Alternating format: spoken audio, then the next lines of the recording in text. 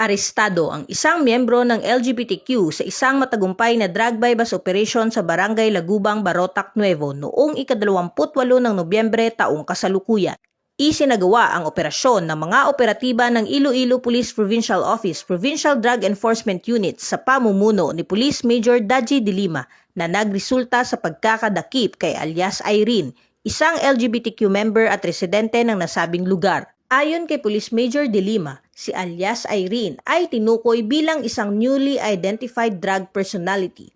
Nakuha mula sa pag-iingat ng sospek ang tinatayang 150 gramo ng hinihinalang shabu na may standard drug price na 1,020,000 piso. Ang operasyon ay bahagi ng patuloy na kampanya laban sa ilegal na droga ng Philippine National Police, isang hakbang na nakatuon hindi lamang sa paghuli sa mga sangkot, kundi pati na rin sa pagpigil ng pagkalat ng droga sa mga komunidad. Kasalukuyang nasa kustodiya na ng pulisya ang sospek para sa tamang disposisyon at haharap sa kasong paglabag sa RA 9165 o ang Comprehensive Dangerous Drugs Act of 2002.